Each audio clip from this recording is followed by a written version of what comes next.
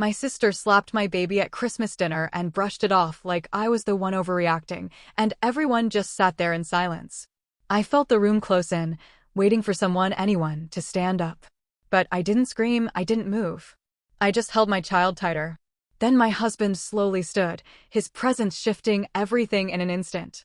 He looked her dead in the eye and said one word. "Get out." And in that moment, she realized this wasn't something she could laugh off anymore. My name is Natalie, and last Christmas, my world fractured in a way I never thought possible. My sister Vanessa slapped my 6-month-old baby across the face during dinner while our entire family watched in silence.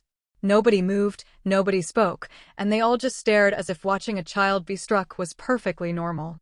But my husband David, a military commander, slowly stood up from his chair, and what happened next changed the trajectory of our lives forever. 3 days later, I discovered something that made me realize this wasn't just about one momentary lapse in judgment. It was about 28 years of being invisible in my own family. The Sterling family Christmas dinner had always been Vanessa's show, and December 23rd was no different. She arrived 2 hours late in her white Tesla, dragging in ring lights and a professional camera crew she had hired to document her authentic family Christmas experience for her lifestyle blog. I stood in the kitchen doorway, bouncing Lucas gently against my shoulder as he fussed from his afternoon nap, watching my mother, Patricia, frantically rearrange the entire dining room to accommodate Vanessa's filming setup. The house smelled like cinnamon and roasted turkey, but underneath the festive scents was the familiar, heavy tension that accompanied any Sterling gathering. My father, Robert, sat in his usual corner chair, scrolling through his phone and pretending not to notice the chaos unfolding around him. He had perfected the art of selective blindness over the years, especially when it came to managing the constant drama between his daughters. Vanessa had been posting about this dinner for weeks, calling it her family gratitude special and promising her followers an intimate look at holiday tradition. What she hadn't mentioned to her audience was that David had just returned from a 6-month deployment overseas, or that we had driven 3 hours from Cedar Falls specifically to introduce our son to his grandparents for the holiday. None of those details mattered when it came to Vanessa's narrative. David emerged from the guest bedroom where he had been changing Lucas's diaper, looking sharp in his dress uniform. Even off duty, he carried himself with a quiet authority that came from years of leading soldiers. He caught my eye across the room and gave me one of those small, reassuring smiles that meant everything would be okay, even when I wasn't entirely sure it would be. By then, the dining room had been transformed into what looked like a magazine spread. Vanessa had moved our grandmother's antique candlesticks to make room for her equipment, relocated the family photos to create better angles, and even changed out the napkins for ones that photographed better under her professional lighting setup. She directed her cameraman around the table like she was shooting a commercial, which in many ways she was. Patricia bustled around her eldest daughter, adjusting and readjusting everything to meet Vanessa's exacting standards. The turkey, which had been cooling to the perfect serving temperature, was now shoved under heat lamps to maintain its appearance for the cameras. Side dishes were rearranged 3 times to create more visual appeal. Even the flowers had been replaced with a more photogenic arrangement Vanessa had brought from Portland. I had learned long ago not to comment on these productions. Growing up, I had made the mistake of pointing out the absurdity of her behavior more than once, only to be met with lectures about supporting family and understanding that some people had bigger dreams than others. The implication was always clear. I was small-minded for not appreciating Vanessa's vision, jealous of her success, and threatened by her ambition. David helped me set Lucas in the high chair we brought, the same one that had belonged to David's grandmother, Eleanor. It was solid wood, worn smooth by generations of children, and it looked oddly out of place among Vanessa's carefully curated aesthetic. Lucas gurgled happily, reaching for the colorful toys hanging from the chair's activity bar, completely unaware that he was about to become an unwitting part of his aunt's content creation. The meal began with Vanessa's customary gratitude speech delivered directly to her camera while the rest of us sat in awkward, forced silence. She talked about family traditions, the importance of coming together, and how blessed she felt to share these moments with her followers. She managed to speak for nearly 10 minutes without once mentioning David's deployment, Lucas's first Christmas, or anything specific about the actual people sitting around the table. When she finally finished and signaled for the filming to pause, the atmosphere shifted slightly. Patricia immediately began serving, making sure Vanessa's plate looked perfect before addressing anyone else's needs. Robert emerged from his phone long enough to carve the turkey, though he kept glancing at the cameras nervously. David and I exchanged glances as we tried to navigate eating while keeping Lucas entertained and relatively quiet. The conversation flowed in its predictable, narrow pattern. Vanessa dominated the discussion, updating everyone on her latest brand partnerships and upcoming collaborations. Patricia hung on every word, asking detailed questions about follower counts and engagement rates as if she were receiving a masterclass in digital marketing. I tried to contribute when there were natural openings, sharing updates about our life at Fort Henderson, David's recent promotion, and how we were adjusting to parenthood, but my stories seemed to disappear into the air. They were acknowledged with polite, brief nods before the conversation inevitably circled back to Vanessa's world. It was like trying to add ingredients to a recipe that had already been completed and plated. David noticed, of course. He always noticed. He made a point of asking me follow-up questions about the things I had mentioned, drawing me back into conversations that had moved on without me. He shared stories about the base community and how proud he was of the way I had managed everything during his deployment. His efforts were kind, but they also highlighted how little interest my own family showed in my actual life. Lucas was being remarkably well behaved for a 6-month-old, content to chew on his teething toys and observe the activity. Occasionally, he would babble or laugh, drawing brief smiles from around the table before the adult conversation resumed. He was fascinated by the lights from Vanessa's equipment, reaching toward them with the determined focus that babies have when something captures their interest. Midway through the main course, Vanessa decided she wanted to film some candid family interaction footage. She had her cameraman position himself to capture what she called natural holiday moments. Though there was nothing natural about performing dinner conversation for an audience of thousands, she directed us to continue eating and talking normally while she provided commentary about the beautiful chaos of family gatherings. This was when things began to deteriorate, though it happened so gradually that it was hard to pinpoint exactly when the shift occurred. Vanessa had always been particular about maintaining control over her environment, but the combination of filming pressures and her usual need to be the center of attention seemed to be escalating her stress level. She kept calling for resets when conversations didn't flow the way she wanted, or when someone's expression wasn't quite right for the camera. Lucas, meanwhile, was getting tired. His cheerful babbling had turned into the kind of whimpering that any parent recognizes as the precursor to a full meltdown.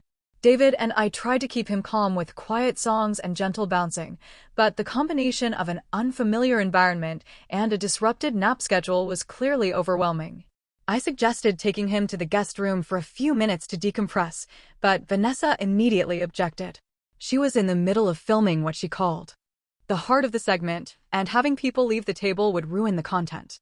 She assured me that babies were adaptable and that a little fussing was normal. Patricia agreed, adding that I was being overly cautious and that babies needed to learn to adjust to different situations. Robert nodded along without really looking up from his plate. David's jaw tightened slightly, the way it did when he was choosing his words carefully in a tense situation. He suggested gently that maybe we could take a short break from filming to let everyone reset, but Vanessa was already pivoting to what she called a more authentic approach. Instead of trying to minimize Lucas's fussing, she would incorporate it into her narrative about the beautiful messiness of real family life. She began speaking to her camera about how holidays with little ones required flexibility.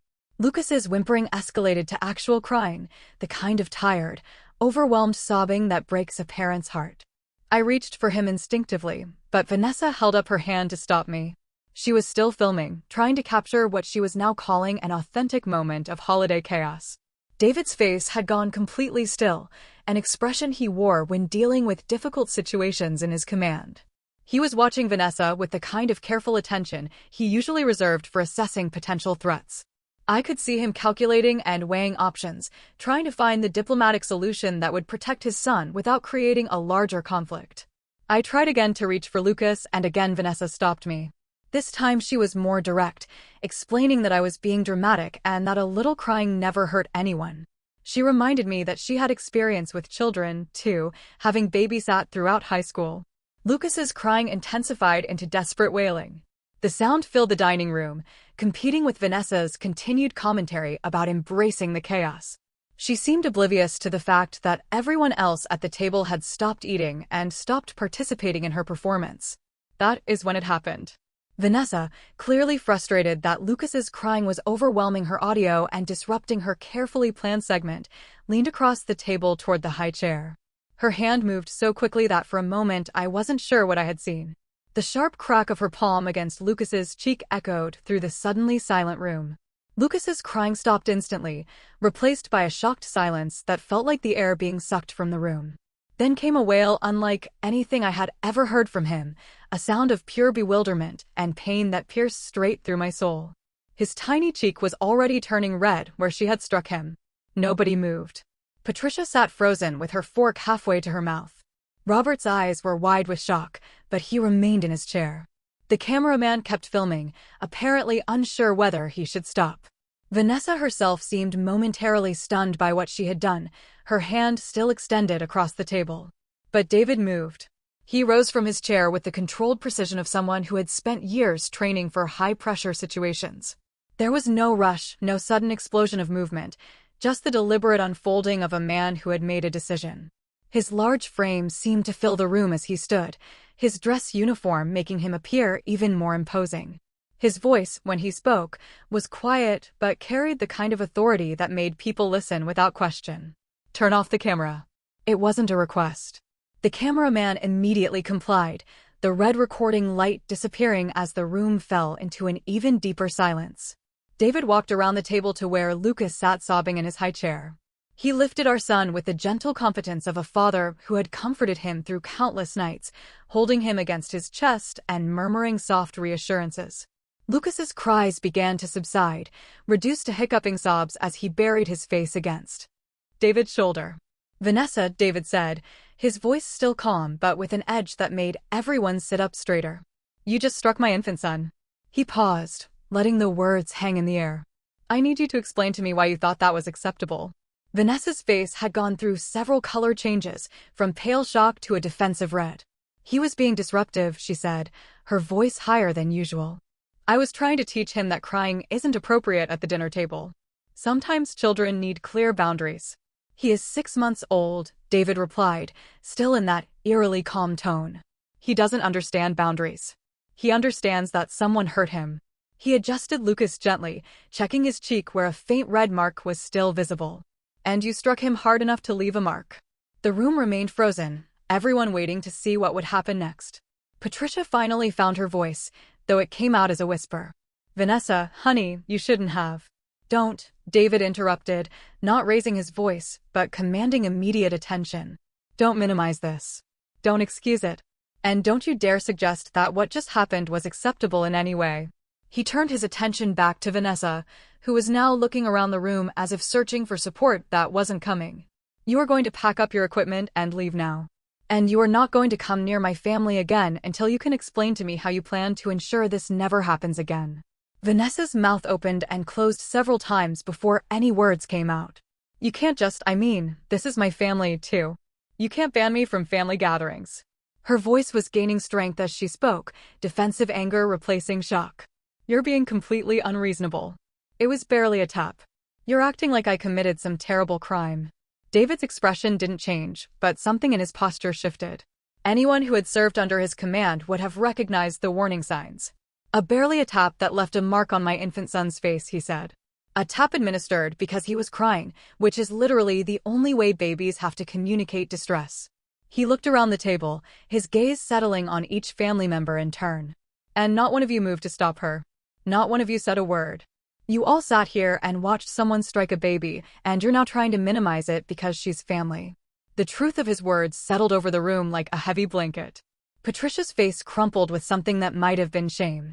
Robert finally looked up from his plate, though he still couldn't quite meet David's eyes. Vanessa's defensive anger was wavering, being replaced by something that looked almost like recognition of what she had done. But it was too late for recognition. David had made his decision. "Natalie," he said, turning to me with an expression that was gentle despite everything. "Pack Lucas's things. We're leaving." He paused, looking back at the family that had just revealed its true nature. "And we won't be coming back." I stood on shaking legs, my whole body still processing what had happened. Lucas was calm now in David's arms, but I could see the confusion in his wide eyes and the way he kept touching his cheek. The sight of it sent a wave of protective fury through me that I had never experienced before. As I gathered our things from the guest room, I could hear voices from the dining room.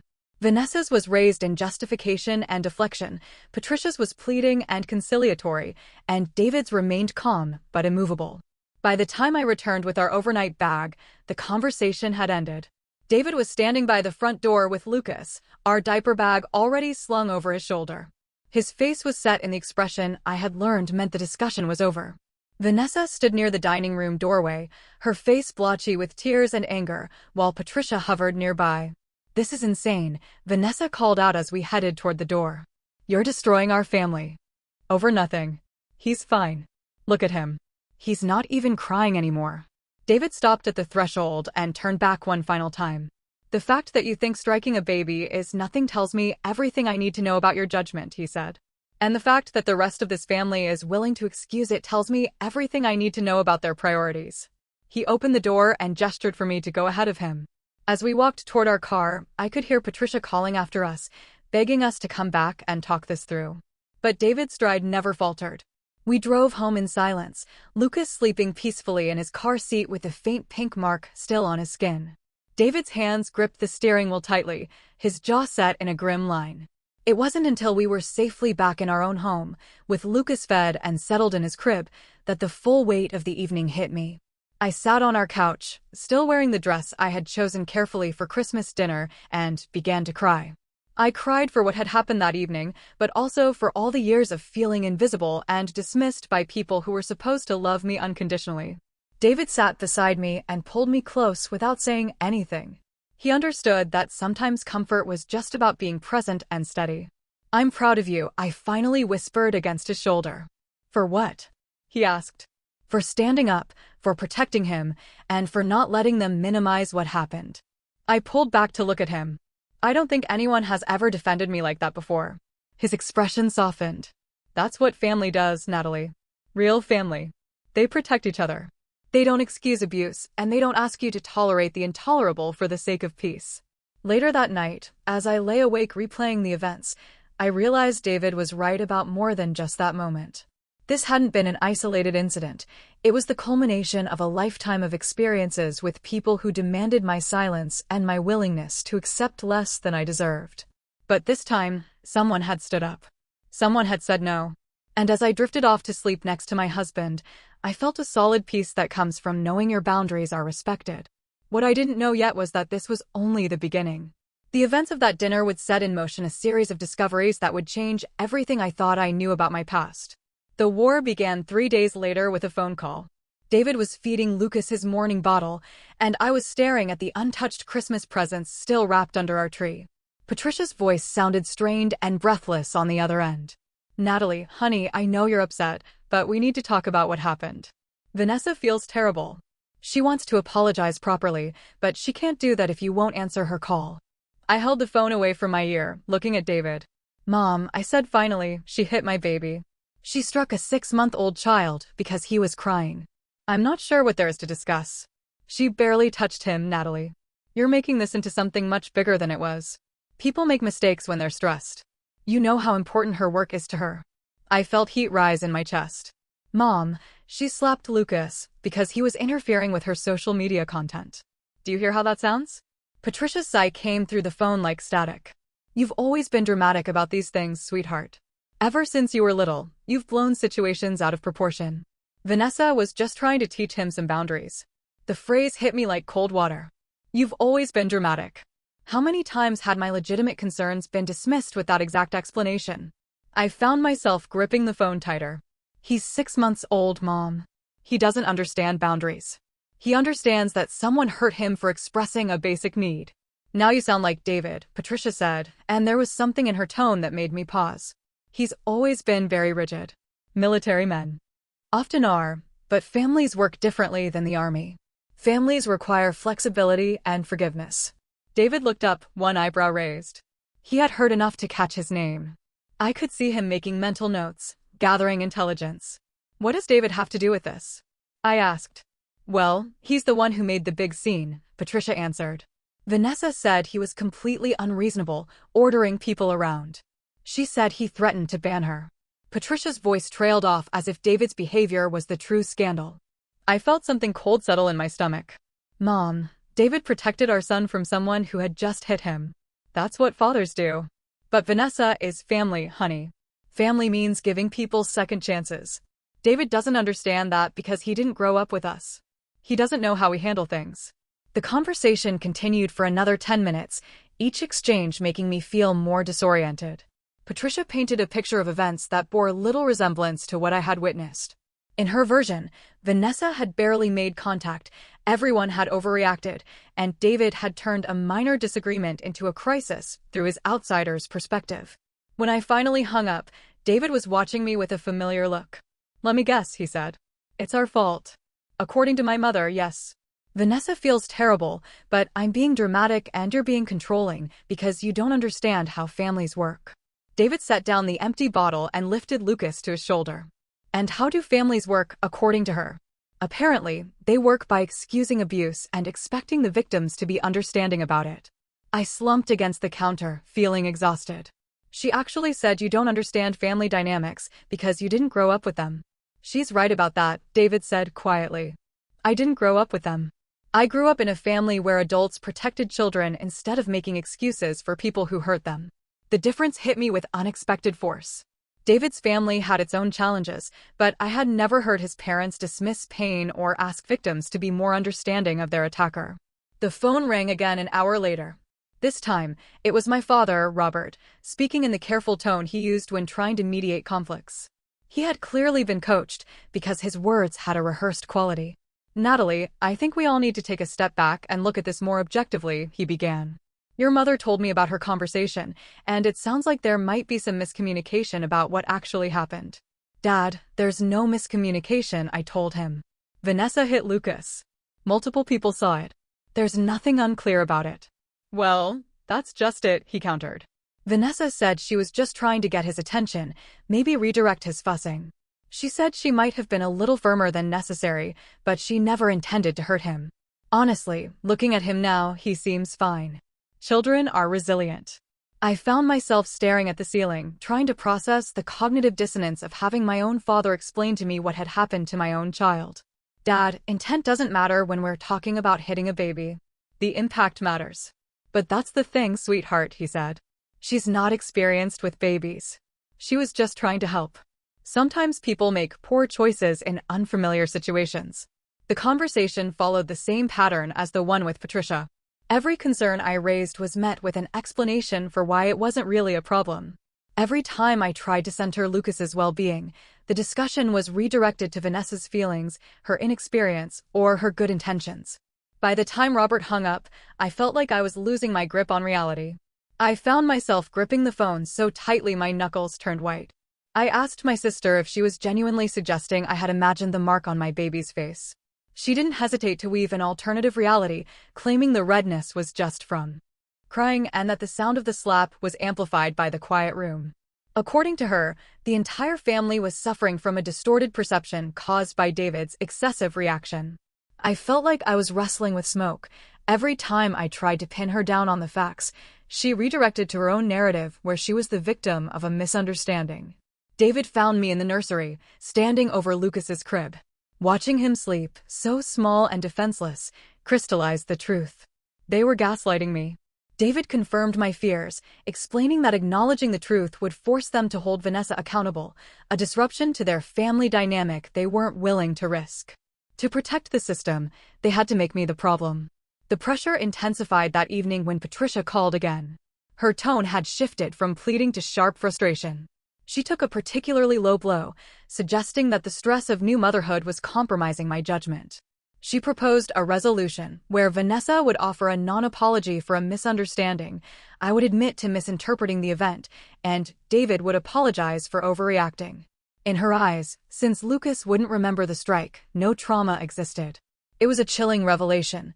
In my family's worldview, the comfort of adults and outward harmony took precedence over the safety of a child. As David and I sat in the silence of our home, he pointed out that the family had organized itself around managing Vanessa's needs for decades. I had always been the disruptor because I noticed when things didn't add up. The final blow came when our neighbor, Chloe, alerted me to Vanessa's Instagram. Vanessa had publicly reframed the incident as a learning experience about parenting styles, painting David and me as overprotective and inflexible. I felt betrayed, realizing Vanessa had used our private talk just to gather information for her public narrative. But I was done being managed. I began documenting everything, every text, every quote, and every screenshot. I even discovered Vanessa had been monetizing our family for months, using stock photos of babies before Lucas was born to sell a fictional brand of Ant Life. This wasn't a lapse in judgment, it was a business decision. Lucas had been a prop, and when he interfered with her production, she chose her brand over his well-being. Armed with this clarity, I took Lucas to our pediatrician, Dr. Walsh, who validated my instincts. She documented the mark and reminded me that my job was to keep my son safe, not to manage my family's feelings. I was no longer a victim of their gaslighting. I was a mother preparing for war. The network's producer, Jessica Chin, was clinical but firm. Before moving forward with any business arrangements, they needed to verify the audition tape Vanessa had submitted, which was actually the footage of our disastrous Christmas dinner.